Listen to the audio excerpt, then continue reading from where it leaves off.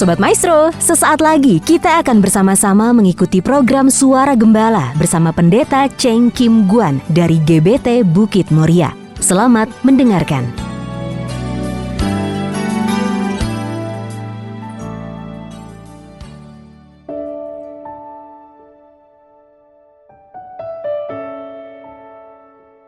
Shalom, Ibu Bapak Sobat Maestro terkasih dimanapun juga berada.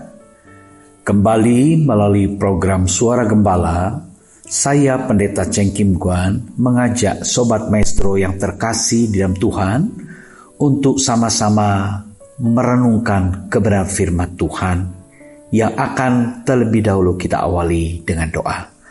Mari kita berdoa. Kami mengucap syukur kepadamu ya Allah Bapa yang penuh kasih, yang penuh rahmat dan kesetiaan yang kami kenal di dalam nama Tuhan Yesus Kristus. Jika kami ada sebagaimana kami ada, memasuki hari-hari yang penuh rahmat dan berkat, ini menjadi bukti nyata karena kasih Tuhan, kesetiaan Tuhan yang senantiasa mendampingi perjalanan hidup kami, memelihara kami, menjaga dan memberkati kami. Dan saat ini kami umat tebusan-Mu mengucap syukur dan merindukan untuk bersekutu di dalam kebenaran firman-Mu.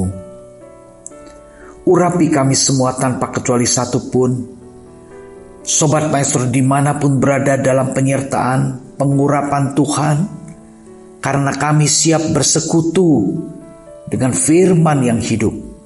Dan terlebih Tuhan juga sucikan, kuduskan, layakkan hamba-Mu, agar hamba berkenan dan layak menyampaikan kebenaran firman-Mu dengan urapan dan hikmat daripada Allah Roh Kudus. Berkati persekutuan kami dengan firman-Mu, agar firman-Mu yang hidup itu betul-betul memberikan satu dasar kekuatan, pengharapan iman percaya kami kepada Allah Bapa yang kami kenal dalam nama Tuhan Yesus Kristus. Berbicaralah dan berkati kami semua, sebab kami sudah siapkan hati kami. Dalam nama Tuhan Yesus Kristus, hamba panjatkan peralaskan segala doa ini. Haleluya. Amin. Puji Tuhan. Sobat Maestro terkasih di dalam Tuhan,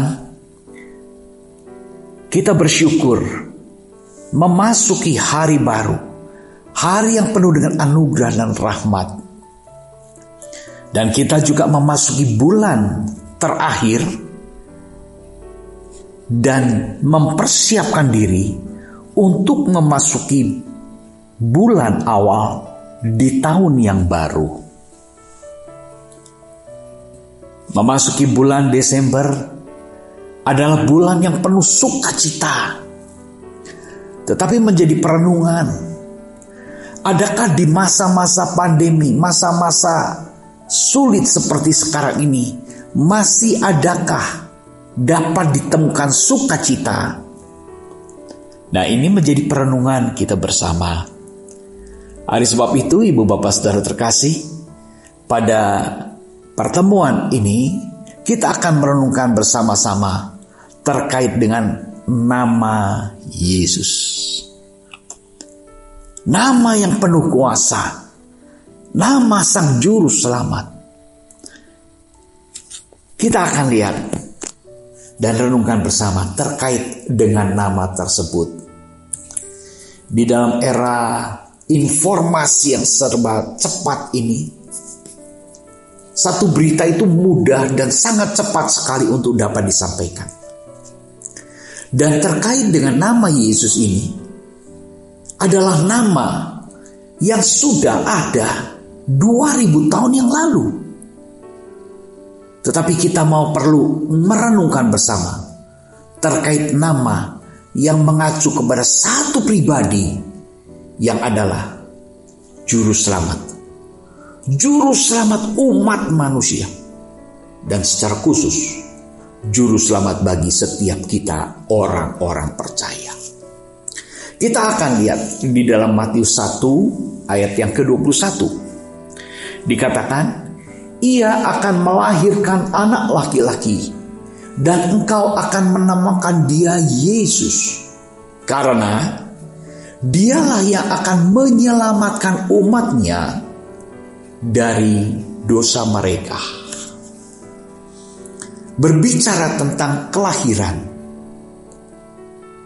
Yesus, namakan dia Yesus. Sudah barang tentu kita semua mengetahui bahwa kelahiran Yesus itu adalah kelahiran satu pribadi yang sudah Allah Bapa rencanakan jauh-jauh sebelumnya, sehingga dinubuatkan oleh para nabi tentang kelahiran Yesus ini. Yesus lahir dari seorang perawan yang betul-betul perawan, karena mereka belum dalam pernikahan. Dan juga tujuan kelahiran Yesus itu dikatakan dialah yang akan menyelamatkan umatnya, umat miliknya, orang-orang tebusannya dari dosa-dosa mereka. Jadi dia ini adalah juru selamat. Manusia tidak bisa bebas dari dosa, kecuali jika dia menjadikan Yesus sebagai penebus dan juru selamatnya. Barulah pribadi itu bisa dibebaskan dari dosa. Dari sebab itu dikatakan di sini, dialah yang akan menyelamatkan umatnya, umat miliknya. Ibu bapak saudara terkasih, kita orang-orang percaya adalah umat miliknya. Nah, kita akan melihat sejenak peristiwa tentang kelahirannya. Kelahiran Yesus, kelahiran Sang Juru Selamat. Di dalam Matius 1 ayat 18 sampai dengan ayat yang ke-20. Kelahiran Yesus Kristus adalah seperti berikut. Pada waktu Maria, ibunya, bertunangan dengan Yusuf, ternyata ia mengandung dari Roh Kudus sebelum mereka hidup sebagai suami istri. Nah ini, Maria ini adalah seorang perawan. Karena belum pernah hidup melakukan hubungan suami istri. Sekalipun Maria sudah punya tunangan namanya Yusuf. Sebelum mereka bersekutu sebagaimana hubungan suami istri, Maria sudah mengandung. Tapi diterangkan mengandung dari Roh Kudus. Benih kandungannya yang ada di dalam kandungan Maria itu berasal dari Roh Kudus. Bukan dari sperma seorang laki yang bernama Yusuf. Di dalam ayat yang ke-19 dikatakan, karena Yusuf suaminya, seorang yang tulus hati dan tidak mau mencemarkan nama istrinya, di muka umum ia bermaksud menceraikannya dengan diam-diam. Tetapi ketika ia mempertimbangkan maksud itu, malaikat Tuhan nampak kepadanya dalam mimpi dan berkata, Yusuf anak Daud, janganlah engkau takut mengambil Maria sebagai istrimu, sebab anak yang di dalam kandungannya adalah dari Roh Kudus. Jadi ibu bapak saudara terkasih, kandungan yang ada dalam Maria itu benihnya dari Roh Kudus. Konfirmasi ini disampaikan malaikat Tuhan kepada Maria dan juga kepada Yusuf. Malaikat Tuhan menyatakan, mengingatkan, Yusuf jangan ragu menjadikan Maria sebagai istrimu. Sebab dia memang mengandung, tapi dari benih Roh Kudus. Puji syukur pada Tuhan. Jadi kita mengerti, pribadi yang bernama Yesus itu lahir melalui seorang perawan wanita. Lahir ke dalam dunia sebagai manusia, tapi benihnya adalah benih Roh Kudus. Puji syukur pada Tuhan. Dan ada penetapan pernyataan surga tentang pribadi yang bernama Yesus ini. Ketika Yesus sudah dewasa, Yesus dibaptis, dan saat Yesus keluar dari baptisan dikatakan sebagaimana yang dituliskan oleh Matius di dalam Matius 3 ayat yang ke-15, ketika Yesus datang kepada Yohanes Pembaptis untuk dibaptis. Di dalam Matius 3 mulai ayat 13 saya bacakan, maka datanglah Yesus dari Galilea ke Yordan kepada Yohanes untuk dibaptis olehnya. Tetapi Yohanes mencegah dia, katanya, "Akulah yang perlu dibaptis olehmu, dan engkau yang datang kepadaku." Lalu Yesus menjawab, katanya kepadanya, "Biarlah hal ini terjadi, karena demikianlah sepatutnya kita menggenapkan seluruh kehendak Allah." Dan Yohanes pun menurutnya. Sesudah dibaptis, Yesus segera keluar dari air, dan pada waktu itu juga langit terbuka, dan ia melihat Roh Allah seperti burung merpati turun ke atasnya. Lalu terdengarlah suara dari surga yang mengatakan, "Inilah anakku yang kukasihi, kepadanya lah aku berkenan." Ini pernyataan tentang pribadi yang namanya Yesus. Kita perlu mengenal betul-betul pribadi yang bernama Yesus ini. Di dalam bulan Desember, kita merayakan sukacita Natal, sukacita kelahiran Yesus yang adalah juru selamat. Kita perlu mengenal pribadi ini. Pribadi ini lahir ke dalam dunia melalui seorang perawan, menjadi manusia, tetapi dia juga Allah. Loh, kenapa bisa demikian? Karena jelas benihnya, benih Roh Kudus, bukan benih manusia, benih Roh Kudus, melalui perawan, melalui kandungan daripada Maria. Dan setelah Yesus dewasa untuk memulai pelayanannya, ada peneguhan dari surga. Ketika Yesus keluar dari baptisan, lalu langit terbuka. Wow, luar biasa ya. Betapa megahnya, betapa agungnya pernyataan Allah tentang pribadi yang bernama Yesus ini. Langit terbuka, lalu ia melihat Roh Allah turun ke atas. Roh Allah seperti burung merpati turun ke atasnya, ke atas pribadi Yesus. Bukan ke atas pribadi Yohanes Pembaptis, tetapi pribadi Yesus. Setelah ada penunjuk dari Roh Allah tentang pribadi yang bernama Yesus itu, barulah ada suara gema dari surga. "Inilah anakku yang kukasihi." Berarti itu menunjukkan suara Bapa di surga. Bapa menyatakan kepada dunia, "Inilah anakku yang kukasihi." Siapa dia? Yesus.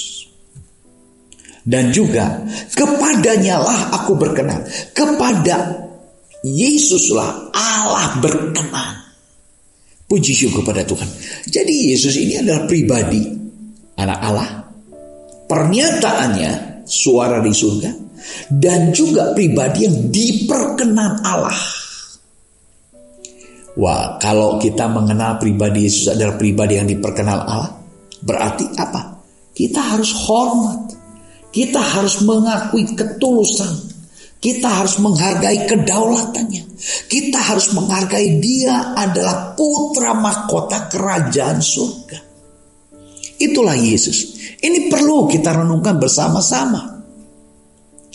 Sebab dengan pengenalan akan pribadi Yesus Kristus, maka kita akan menghargai, menghormati, dan merespek, memperhatikan apa yang disampaikan, apa yang diajarkan, apa yang diteladankan. Kita akan melihat sekarang pelayanan daripada pribadi yang bernama Yesus ini.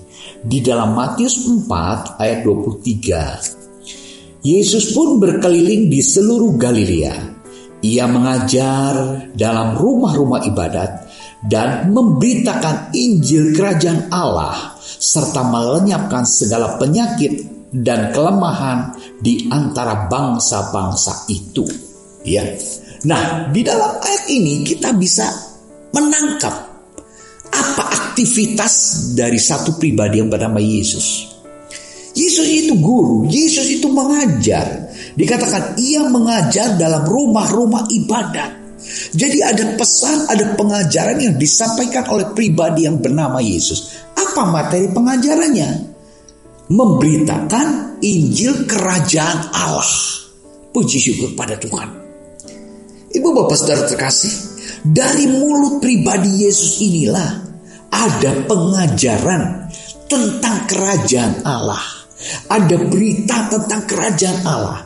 Sebelum Yesus lahir, jika Yesus tidak lahir, jika Yesus tidak datang ke dalam dunia, maka tidak akan ada berita tentang kerajaan Allah.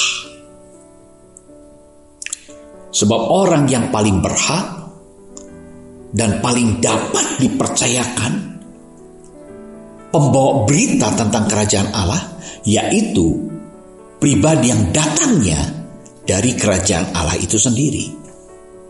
Ya, Yesus ini memberitakan Injil kerajaan Allah, memperkenalkan adanya kerajaan Allah kepada manusia di bumi yang hanya taunya kerajaan di bumi.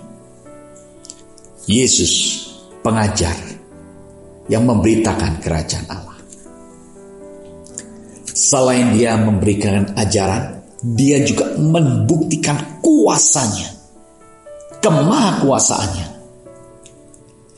memberitakan Injil kerajaan Allah serta melenyapkan segala penyakit dan kelemahan di antara bangsa itu. Melenyapkan segala penyakit dan kelemahan di antara bangsa itu. Yesus membuktikan kemahakuasaannya, kedaulatannya. Di dalam Matius 4 ayat yang ke-24, maka tersiarlah berita tentang dia, berita tentang Yesus di seluruh Syria, dan dibawanyalah kepadanya semua orang yang buruk keadaannya, yang menderita pelbagai penyakit, yang sengsara, yang kerasukan, yang sakit ayan, dan yang lumpuh. Lalu Yesus menyembuhkan mereka. Puji syukur pada Tuhan. Inilah pribadi Yesus. Ibu bapak saudara terkasih, kita perlu betul-betul mengenal pribadi Yesus. Sebab kelahirannya sudah ditentukan. Dia akan melahirkan seorang laki-laki. Namai dia Yesus. Jadi pribadi Yesus ini adalah pribadi yang sangat istimewa, yang diberikan Allah Bapa bagi dunia. Untuk apa? Memberikan pengajaran kepada dunia, memberitakan Injil kerajaan Allah, menyatakan kuasa kasih-Nya yang memulihkan segala sengsara penderita yang dialami oleh bangsa-bangsa di bumi ini. Dikatakan, tersiarlah tentang Yesus di seluruh Syria dan dibawalah kepadanya. Banyak orang datang kepadanya yang seperti apa? Semua orang yang buruk keadaannya ya. Pokoknya buruk keadaannya. Sangat luas sekali artinya. Dan juga orang yang menderita pelbagai penyakit, segala macam penyakit, dan yang sengsara, menderita, juga yang kerasukan. Ini roh jahat, kerasukan setan, kerasukan roh iblis. Yesus sanggup memulihkan. Jadi Tuhan Yesus itu adalah pribadi yang sanggup memulihkan. Bukan saja memulihkan perkara-perkara jasmani, tetapi juga perkara-perkara yang bersifat roh. Orang-orang kerasukan dikuasai oleh roh-roh kegelapan, roh-roh santet, roh-roh ikatan-ikatan kuasa iblis. Datanglah kepada pribadi yang bernama Yesus. Sebab apa? Dia memulihkan. Inilah pelayanan daripada Tuhan Yesus. Kalau demikian kita bisa mengenal pribadi yang bernama Yesus dan menjadikan dia sebagai jawaban atas seluruh permasalahan kehidupan manusia. Temukan jawaban dalam kuasa nama Yesus. Ini hal yang sangat penting, ibu bapak saudara terkasih. Karena memang Yesus itu adalah juru selamat. Dialah yang akan menyelamatkan umatnya dari dosa. Apa yang diajarkan, disampaikan, kita akan lihat di dalam Matius 6, mulai ayat yang ke-31. Tuhan Yesus berbicara tentang kekhawatiran. Manusia terlalu sering dan dikuasai oleh kekhawatiran. Sebab itu janganlah kamu khawatir dan berkata, apakah yang akan kami makan? Apakah yang akan kami minum? Apakah yang akan kami pakai? Ini kekhawatiran umat manusia. Kekhawatiran yang bersifat manusia. Jadi apa yang dikhawatirkan? Apa yang kami perlukan untuk memperlengkapi makan kami, memfasilitasi hidup kami. Selama kami hidup dalam dunia ini, kami perlu makanan, kami perlu sandang, pangan, papan. Ini yang sering kali menjadi momok yang sangat menakutkan bagi umat manusia, bahkan yang sedang terjadi saat ini. Orang gentar menghadapi masa depan. Bagaimana nanti? Apa yang harus kita pakai? Apa yang harus kita makan? Apakah kita masih bisa ini dan itu? Tuhan Yesus, pribadi tersebut yang bernama Yesus, janganlah kamu khawatir. Memang semua itu dicari bangsa-bangsa yang tidak mengenal Allah. Akan tetapi Bapamu yang di surga tahu bahwa kamu memerlukan semuanya itu. Semua sandang, pangan, papan, kekayaan, fasilitas hidup. Itu dicari oleh bangsa-bangsa yang tidak mengenal Allah. Tetapi ketahuilah, ini Yesus katakan, Bapakmu yang di surga tahu bahwa kamu memerlukan semuanya itu. Nah, inilah satu bentuk keuntungan khususnya bagi pribadi-pribadi yang mengalami penebusan di dalam kuasa darah anak domba Allah ini. Di dalam kuasa penebusan Yesus. Dia memiliki satu jaminan. Memiliki satu relasi Bapa. Siapa Bapaknya? Bukan Bapa yang di bumi ini. Bukan Bapa yang kelihatan itu. Tetapi Bapa yang penguasa kerajaan surga. Puji syukur pada Tuhan. Relasi yang kita bangun melalui pribadi yang bernama Yesus itu begitu menguntungkan dan mengagumkan. Tetapi Tuhan Yesus Kristus memberikan satu arahan, satu solusi menghadapi berbagai tantangan kesulitan hidup ini. Di dalam ayat yang ke-33, Matius 6:33, tetapi carilah dahulu kerajaan Allah dan kebenarannya, maka semuanya itu akan ditambahkan kepadamu. Ini jaminannya, ini solusinya. Ibu bapak saudara terkasih, kita bersyukur menjadi umat miliknya, umat yang akan mengalami satu pembebasan, penebusan dari dosa.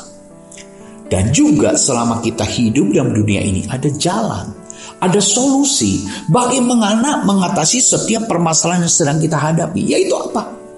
Cari dahulu kerajaan Allah dan kebenarannya. Itulah bentuk pelayanan daripada Yesus. Sehingga di dalam Matius 20 ayat 28 dikatakan, Anak manusia Yesus datang bukan untuk dilayani, melainkan untuk melayani. Itulah bentuk pelayanan pribadi daripada Tuhan Yesus. Yang kita kenal, yang kita kasihi, yang pada bulan Desember di akhir tahun kita rayakan dengan sukacita tentang kelahirannya. Tetapi kita lebih penting perlu membangun keintiman pengenalan pribadi dengan pribadi yang bernama Yesus Kristus. Anak manusia datang bukan untuk dilayani, tetapi untuk melayani. Dan untuk memberikan nyawanya menjadi tebusan bagi banyak orang. Sudahkah kita dilayani oleh pribadi yang bernama Yesus? Datang kepada dia, kenali dia, berserah kepada dia. Jadikan pribadi yang bernama Yesus itu sebagai juru selamat kita. Puji syukur kepada Tuhan. Tuhan memberkati. Mari kita berdoa. Terima kasih Tuhan untuk perenungan firman-Mu yang sangat singkat ini.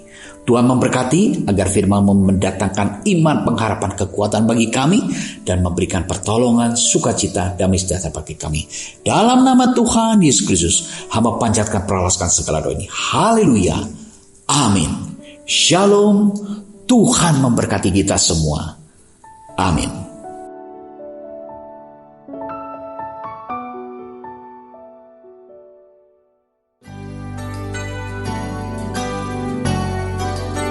Sobat Maestro, Anda baru saja mendengarkan program Suara Gembala bersama Pendeta Cheng Kim Guan dari GBT Bukit Moria.